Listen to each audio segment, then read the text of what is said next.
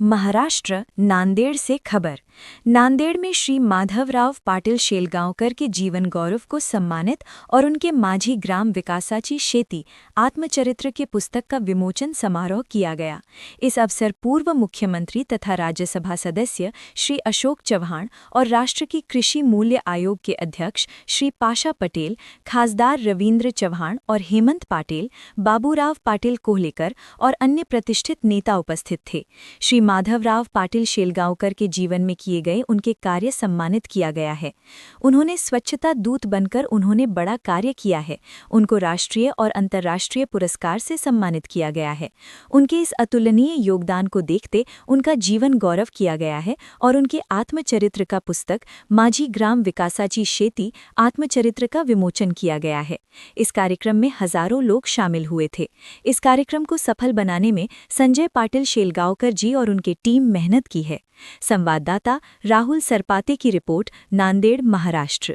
मुख्यमंत्री माननीय खासदार अशोकरावजी चव्हाण साहेब त्यासोबतच मंचावर उपस्थित असलेले भारत सरकारच्या मध्ये शेतकऱ्यांना एक आशेचा नवा किरण ज्यांनी या ठिकाणी मिळवून दिला माननीय पाशा पटेल साहेब सरकार दरबारी शेतकऱ्यांना रक्षण सहभागी बनवून दिलं ते आदरणीय पाशा पटेल साहेब त्यासह हेमंत पाटील साहेबांसाठी शेळगावकर घराण्याचा कुटुंबाचा एक जुना ऋणानुबंध स्नेह त्यांचा राहिलेला आहे।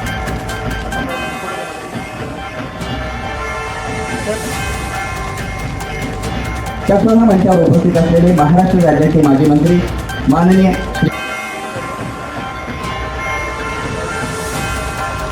त्यासह मंचावर उपस्थित असलेले नांदेड दक्षिणचे सन्माननीय आमदार दोन गाड्या वापरतात, दुसरं काही नाही। काय करून कोणी खात काय करते त्यांच्या पत्नीकडे बघायला की वाटते याच्या घरी काही परिस्थिती वाटते एवढं वाळून गेलेलं स्वागत या सुंदर सोहळ्याची सुरुवात ही जोडलेली म्हणूनच त्यांचा छत्रपती महाराजांचा ग्रामधर्म हा गाडगेबाबांच्या श्रमधर्माचा विस्तीर्ण आविष्कार ठरतो आणि या दोन्ही राष्ट्रसंतांच्या कार्य तेवढ्यावरच थांबले नाही। स्वच्छ रस्त्यांपासून स्वच्छ मनांपर्यंत आणि देशाची स्वावलंबी ग्रामरचनेपर्यंत त्यांची वाढ या ठिकाणी होतात। छत्रपती शिवरायांच्या विचारांना या ठिकाणी अभिवादन करतो आहोत। त्यासोबतच त्यांच्या आविष्कार ज्यांच्या विचारांमधून कृतीतून प्रकट झाला ते दोन्ही राष्ट्रसंत कृपया आपण स्वागत गीत या ठिकाणी घेतो आहोत आणि स्वागत गीताने या सोहळ्याची आपण सुरुवात करतो आहोत। सर्व मान्यवरांना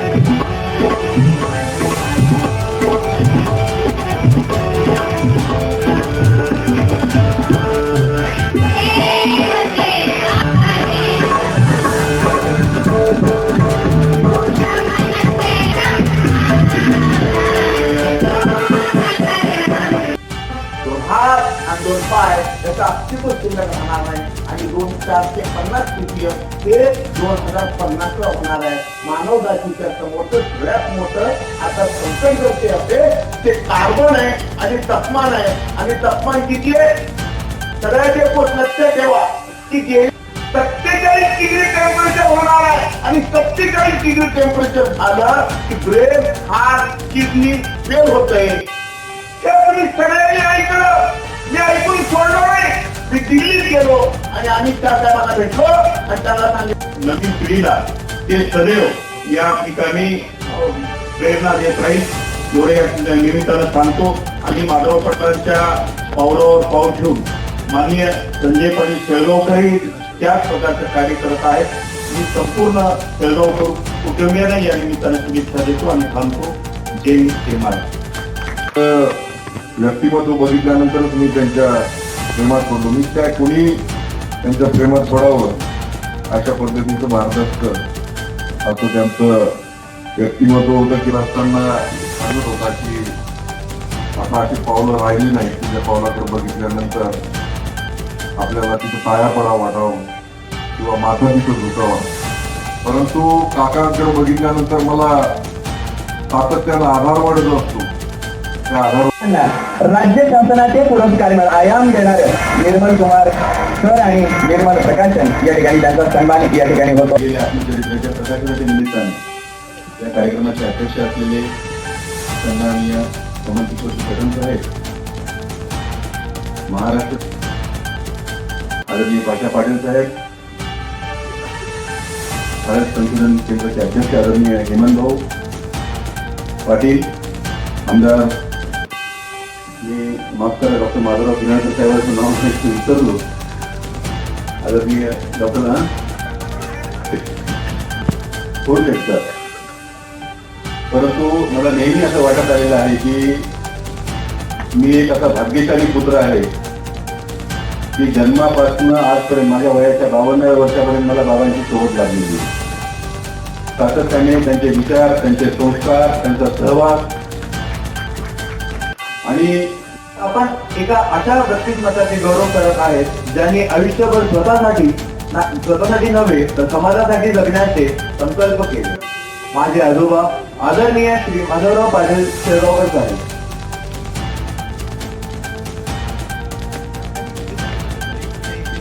समाजकारण फार थोडे जण करतात. बाबांनी राजकारणाचा मार्ग नाही मानता त्यांनी ते लोकसेवक साधन मानले. त्यांनी मला लहानपणी एक गोष्ट सांगितली होती. निर्मल कुमार सूर्यवंशी जोरदार काळामध्ये एवढा मोठा माणूस आहे, राज्यस्तरावर त्यांचं कौतुक होत आहे. स्टेट लेवलचा मोठा अवॉर्ड त्यांना दिला गेला किंवा उत्तम प्रकाशन साहित्य क्षेत्रामध्ये एक पब्लिशिंग हाऊस जेव्हा म्हणून बांबूचं काम किती महत्वाचं आहे. आणि आज किती सुद्धा आम्हाला हल्ला पाहता साहेब बांबू का असं विषय आहे, बांबूचा कमी कसा आहे. आणि तुला म्हणतो की बांबू लावा, बांबू कसा लावायचा सांगायचं लावा. अनुभवी माणूस आहे हे. शेतकरी संघटनेकडे अरे बसतो शेतकरी संघटनेमध्ये बांबू लावायचं काम महत्वाचे चालू सोडून चालू. त्यामुळे माधवरावजींची कारकीर्द आहे शेतकरी संघटनेचे ग्रामीण नेते, ढगाळीचे नेते म्हणून तिथं फार जबाबदारी. बाबासाहेबांच्या शेवटी वयामध्ये त्याला पागाला पाठ व्हायला तर आमचे सावकार मंगलराव सावकार, वंदरवार सावकार त्यांना सभागृहातून बसवायचे. वंदरवार सावकार त्या बाबासाहेबांना हात पकडून जायचे. गेले जिल्ह्याचे ज्येष्ठ नेते, माजी शिक्षण मंत्री, आमचे सहकारी सन्मान्य कमल किशोर कदमजी, आमदार, माजी आमदार आमचे सहकारी पाशा पटेलजी, खासदार रवींद्र चव्हाणजी, आमदार हेमंत पाटीलजी, पवार, सुरेंद्र रेड्डी, किशोर स्वामी, प्रवीण साले, निर्मल कुमार सूर्यवंशी, आनंद चव्हाण, बलवंतजी पाटील, संजय पाटील, राज पाटील, अभिमन्यू पाटील. आपल्याला जे आहे ती आहे तशीच आहे. कुठलाही बदल त्याच्यामध्ये झालेला नाहीये. आणि म्हणून माधवरावजी तुम जीव हजारो साल तुम्हारी उम्र हो 50,000 अशा शुभेच्छा मी या ठिकाणी सर्वांच्या वतीने या ठिकाणी आपल्याला देतो. आपल्या भागातल्या माणसाने एवढं मोठं काम केलेलं आहे. तर म्हणजे त्यांच्या गावाला जाण्याचं योग आला. त्यांनी मला मुद्दाम नेलं होतं आणि गावाची जी जी कामं ग्रामविकासाची त्यांनी ठेवता राजकारणात त्यांनी चढ-उतार पाहिले. ग्रामपंचायतीच्या सरपंचापासून ते जिल्हा परिषदेचे सभापती, जिल्हा परिषद सदस्य आणि त्यानंतर सुद्धा राजकारणात संधी मिळो न मिळो त्यांनी स्वतःला सामाजिक कार्यामध्ये वाहून घेतलं काम केलं. आणि अशा व्यक्ती झाली. आणि त्यानंतरच्या कालावधीमध्ये अनेक मुख्यमंत्र्यांसोबत मी काम केलं. पण ते जमून मी जे अनुभवलं पाहिलं ते ग्राम स्वच्छतेला खऱ्या अर्थाने वाहून घेण्याचं काम जर कोणी केलं असेल त्यावेळेस आर पाटील यांचं नाव महाराष्ट्रामध्ये फार वर्षा पातळीवर आपण आज लक्षात ठेवलेलं आहे सर्वांनी. आर पाटील हे ग्राउंड लेवलचे काम करणारे आमचे आहोत. महाराजांच्या ग्रामस्वप्नात विस्तारले आणि त्या स्वप्नाला प्रत्यक्ष वास्तवात आणण्याचा प्रयत्न माधवराव पाटील शेळगावकर यांच्या कृतीतून साकार झाला. आणि आपली वाट प्रकाश वाटकर त्यांचं आयुष्य इतकं मोठं, इतकं व्यापक आहे की त्या आयुष्याला शब्दबद्ध करणं, शब्दांमध्ये बांधणं हे महाकर्म कठीण. पण ती किमया लीलया साधली आणि ती शेती हे त्यांचं आत्मदर्शी त्यांचा ग्रंथ, त्यांचं आत्मचरित्र या ठिकाणी आहे. त्याचा प्रकाशन ग्रंथ बाहेर आपल्याला उपलब्ध या ठिकाणी आहे. कृपया तो नक्की खरेदी करावा आणि आपण तो नक्की वाचावा, ज्या माध्यमातून आपला हिमालयाच्या उंचीवऱ्या माणसाचं शब्दबद्ध केलेलं स्वरूप आपल्या घरामध्ये, आपल्या पुढच्या पिढ्यांच्या हातामध्ये या ठिकाणी आपल्याला ठेवता येईल. केवळ 300 रुपयाला ते नक्की आपण खरेदी करावं. पुस्तकाचं प्रकाशन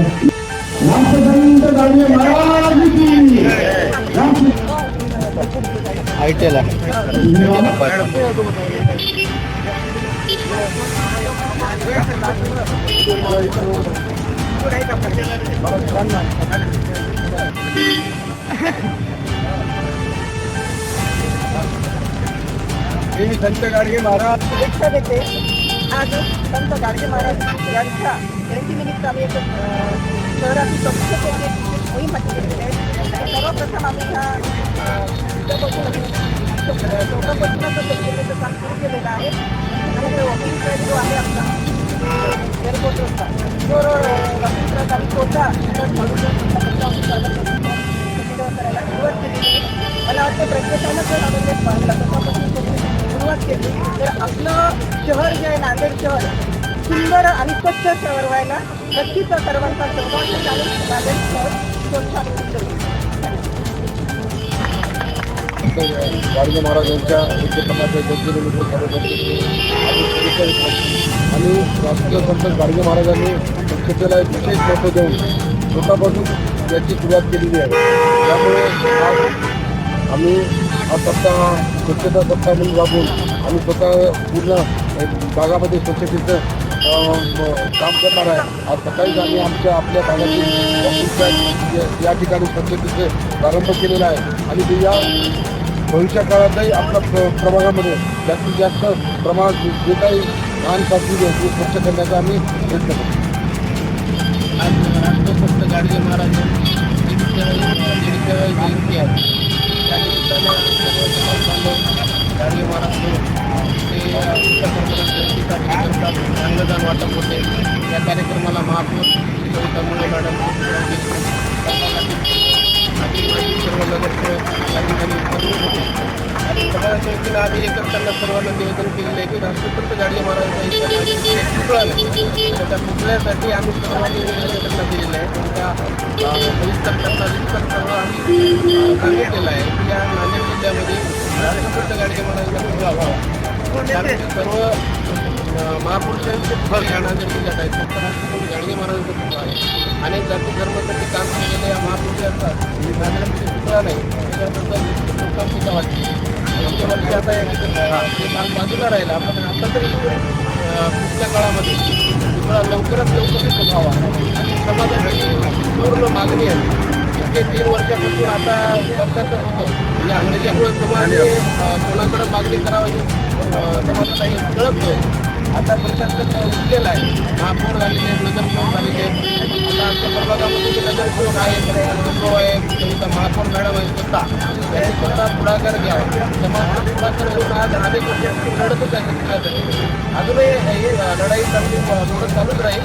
पण राष्ट्रसंत गाडगे महाराजांचं काम एवढं आपलं काम होतं की अनेक जाती धर्माला धरून शिक्षण असतात, स्वच्छता असतात, अपंग लोकांसाठी असं अनेक इथे बाजूला काम होतं.